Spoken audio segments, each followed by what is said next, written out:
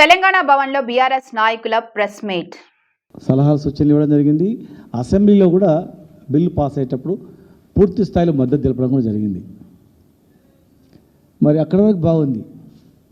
అసెంబ్లీలో మాట్లాడుతూ మిమ్మల్ని అందరినీ కూడా అఖిలపక్షం తీసుకెళ్తాం, ప్రధానమంత్రితో కొట్లాడదాం, మాట్లాడదాం, తెత్తం బాధ్యత బీజేపీది కూడా ఉందని అసెంబ్లీ కూడా మాట్లాడడం జరిగింది.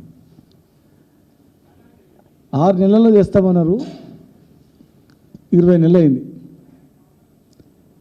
ఇవాళ మేము ఎలాంటి చిక్కులు రాకుండా భారతదేశంలో అనేక రాష్ట్రాల్లో తమిళనాడు నుంచి మొదలుకుంటే మిగతా రాష్ట్రాల్లో ఏ రకంగా చేసిండ్రు, విఫలమైన ఎందుకు అయింది, అవన్నీ అధ్యయనం చేసి మేము నిన్న మాట్లాడినాం. కానీ మాకు పెద్ద మనిషి లాంటి వ్యక్తి కేశవరావు గారు, మాకు పెద్దన్న లాంటి వ్యక్తి, మరి ఆయనకు చేతులెత్తి దండం పెడుతున్నా, నమస్కారం చేస్తున్నా. ఆయన మాట్లాడింది నాకు అర్థం కాలే. ఎందుకంటే ఈ లా ద్వారా అయితే అన్నారు, ప్లస్ లా ఇంపార్టెంట్ కాదన్నాడు, లా స్పిరిట్ ఇంపార్టెంట్ అన్నాడు, ఫిలాసఫీ ఇంపార్టెంట్ అన్నాడు, 9th షెడ్యూల్ ఇంపార్టెంట్ కాదన్నాడు, కానీ 9th షెడ్యూల్ చేర్చాలన్నాడు. అసలు ఏం అర్థం కాక ఇవన్నీ కూడా ఒక 3 నలుగురితో మాట్లాడినా వాళ్ళకు ఎవరికి అర్థం కాలే.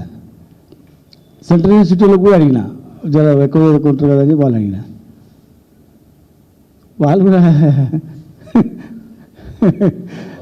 అర్థం కాదు. అంటే ఆయన లెవెల్లో అర్థం చేసుకునేటువంటిది, అంటే పెద్ద ఇంటెలెక్చువల్, వాస్తవంగా ఆయన చాలా ఇంటెలెక్చువల్ వ్యక్తి, నాలెడ్జ్ పర్సన్, చాలా నాలెడ్జ్ పర్సన్, దానిలో ఎవరు కూడా అనుమానం లేదు. అట్లా అవలీలాగా ఏదైనా చెప్పగలుగుతాడు. మొన్నటి వరకు మా దగ్గర మా పార్టీలో ఉన్నప్పుడు కూడా ఉపనాయకుడిగా ఉన్నాడు, రాజ్యసభ మెంబర్గా ఉన్నాడు, చాలా పెద్ద నాయకుడు.